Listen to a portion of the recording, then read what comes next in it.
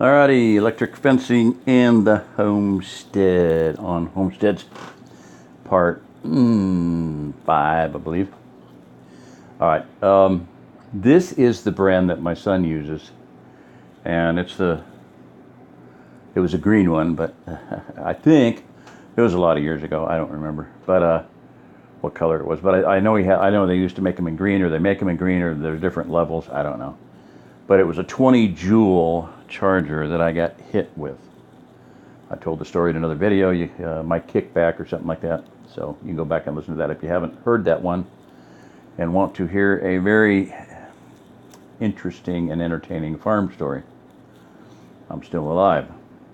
I don't think I would have been alive if I had gotten hit by this here charger. 63,000 means that's 63 joules. 63 joules. That's a lot of electricity. So I'm going to back out and go back to where I started. I just made a big blow up of that so I could start with it. Maybe I'll use it as a thumbnail. What the hell? I don't know. I can someday adjust some of these. So anyway, 6,000 means 6 joule, and that would be real adequate, I think, for most situations, most farms. The other one, I didn't point that out. Where'd that thing go? Next one? Yeah. The remote, I wanted to point that out. Any of these, I'm pretty sure you can get a remote with them, and that's really nice. It's a tester and remote. You can keep it in your pocket, in your tool pouch on or your slot on your pants, coveralls.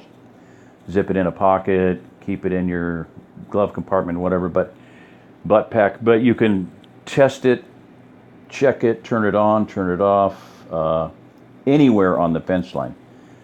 You can see that little, where that silver probe is.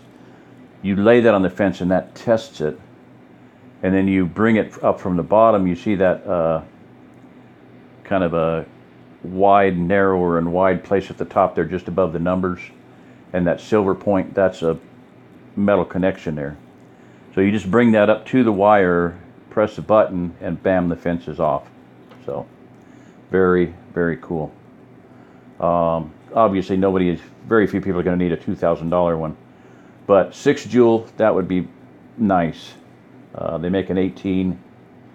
So just to show you what's going on here, it comes with a remote that includes a built-in fault finder. The remote also is a tester that tells you what's wrong with it. Short to ground, whatever. Uses cyclic wave technology, has indicator lights on the front case, large rugged terminals. The most powerful energizer in the world, and I am sure that's the case. I can't imagine anybody making more than 63 joules. This is for properties up to 4,000 acres. In other words, you can run a lot of fence off that thing. And that's what they're for. The higher powered ones are for running a lot of fence. No load voltage, 9,500. This is all stuff you don't need to know. So we'll move on. But it generally, with these, they give the number of miles that it can handle and how many miles of wire. Okay, on the 6,000 one here, I believe it said on this one, yeah, distance powers, 240 acres, 60 miles, basically 60 miles of wire. They can make a lot of wire hot. Input voltage can be 12 volt or 110, either one. In other words, you could run it on a solar rig, or you can just plug it in. Maximum stored energy 9 joules. Maximum output energy 6 joules. All right, so this is where we started, and I believe I've covered most of this. Now, yeah, I have these up here for that reason. John from Porcupine Ranch had written into Big Daddy over at Stevens Family Farms. I mentioned them earlier and showed you their channel. He reviewed his solar electric fence for me, perhaps the best real-world review of solar fencing I've ever seen.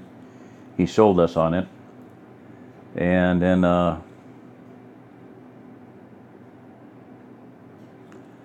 I don't remember reading. Okay, this is John writing, Porcupine Ranch, you can see that. This is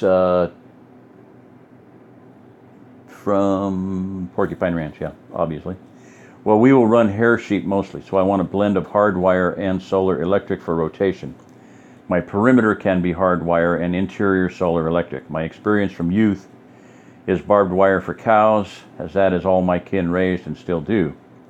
They used true electric fence as well, but with the solar net, it gives a few more options for smaller livestock. Chicken I want rotated as well after the sheep, so likely to be tractor, and the fence is a moot point for them. I want goats, but just too much craziness for me to deal with, so we're going with hair sheep. And let me tell you, I absolutely agree. Where goats are going to be a value, and this is just my perception from the big picture.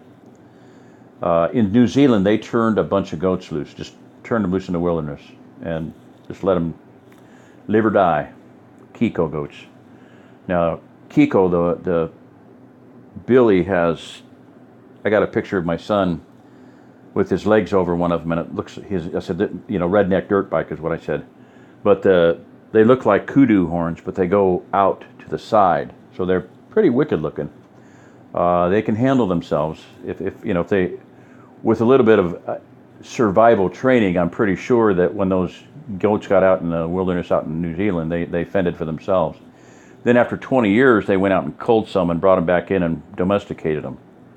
So they were, in other words, they had bred, they had, rule of survival, the smartest ones lived, the strongest ones lived, the most the healthiest ones lived. So that's how they did it. And now at present, I've heard that there are so many Kiko goats out in the wilderness that they just shoot them just to thin them. It's like feral hogs over here. They've overrun the country. So, but that's on goats. Sorry, bunny trail. Boar goats, 2 thumbs down from me. They're pain in the neck. They're ornery. They're stupid. They will go where you don't want them. I don't like them. Hair sheep, though, if for those who are not familiar with them, hair sheep are you've got St. Croix, Dorper, and then you've got Katahdin and Barbados. Black-belly Barbados is what we've raised, and phenomenal. They're for as far as kidding. Oh my word, they're just awesome. Dead of winter, January. They kid no problem. Boar goats, I've heard of people with a herd of 1,000 and several hundred of them would just walk off and leave their kids to die, and they would die out in the wild or out in the pasture in Kansas. So I don't like boar goats. They're a South African goat. This ain't South Africa, people. Sorry. It's humid. They get worms. They're susceptible. They're like I said, they're stupid. They're ornery. They're mean. Anyway, moving right along to hair sheep are awesome. They look like a little bit more like deer. The meat is, that's one thing. The best thing about hair sheep is the meat is a red meat. It's not this stringy white. When I eat goat's meat, my jaws ache for 3 days, top and bottom. Don't know why. Reaction, I don't know. Don't really like goat meat unless it's smoked or put in a stew and crock pot and softened or whatever. Whereas my family, my wife and daughter, made what we call beef savory. You dice up meat and you make basically a big pot of stew, rice base. But they made that one time and with Barbados, and you couldn't tell it wasn't beef, and it was tender. Taste was better than anything that ever made it with beef. So very, very good meat.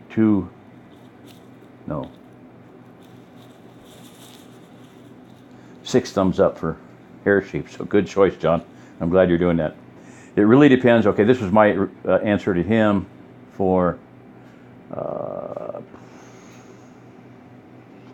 whatever he said. That John's going to do. Yeah, that he did Big Daddy did the review. I said, it really depends on what you're planning to do. And at this point, I didn't know what he was doing here at sheep. So I was just basically giving a general, my opinion type thing for what it's worth. And now in our for what it's worth department, my opinion, in my not so humble opinion. Anyway, it really depends on what you're planning to do. Cattle don't need much. Goats, that might work for them. They might climb right out. And I was talking about the netting fencing or any kind of fencing with goats. I mean, they're just nuts. They might climb right out. That much power is nothing for goats. 1 point, whatever, one joule. Goats would go, oh, that feels so good. I'm going to do that again. I'm going to go through the, if you have like 5 wires, they would just crawl right through it, I'm pretty sure. Unless it had enough power to it. The net might work. For chickens, yes, excellent. However, since he is no longer moving it, this is Big Daddy over there, he could have used hard wire. He's got a big chicken coop, and he's just going to leave it. It's just too much hassle to move the portable, so he's not bothering with it. So then you'd never worry about sun, battery, charger, etc. I have not studied that system, the Premier one. I did watch the whole video. During the course of the video, he gave 3 shout-outs to John, so that was pretty cool. Porcupine Ranch asked me to do this video, and then he did it again. So that was really good. That was really awesome. It's good to see that kind of interaction between channels. I wonder if there is a transformer capacitor to amp up the joules, i.e. does the fence run at 3/4 joules? I don't know. I want to at least talk to my son, maybe do a video with him. He has years of experience with goats and cattle both. I have watched a goat crawl under a high tensile S stainless steel gaucho razor wire fence strand 3 inches off the ground. It left hair on the barbed wire. No biggie. And then it went right back in too. I mean, I've said this before, but in another video, but it was amazing. It splayed its legs out straight sideways. It got its nose under, nuzzled ahead, ran that razor wire right up its skull, went under. As the body went under, then of course it was like about a foot up off the ground, and the wires, whatever strands hit its skin, it took hair and a little bit of skin right out of that goat. It didn't care. It didn't bleat. It didn't squawk. It didn't screech. Nothing. If they want out, they'll get out. So, okay. I think I'm going to end this one there. So this is Jerry Diamond. If you're listening to this, you are the remnant. I'm going to take this off and just talk for a second here. What I'm going to transition to here is the idea of just going back to the thing of bears, bigger things. For what we're looking at here, you're looking at bears, feral hogs. It'd be really great if there's any mountain lions in an area to tempt them to come up and touch it with their nose, because they can go right over it, and they do. Now they might, getting shocked might train them, and that's not going to be very common, so not that big of a deal. But I'm just thinking, of feral hogs. They're earthbound. They got to go through it. Bears would have to go through it, but a cat could go right over, sail right over it. No question. Anyway, I'm going to end this one right here. Thank you. This is Jerry Diamond. If you're listening to this, you are the remnant.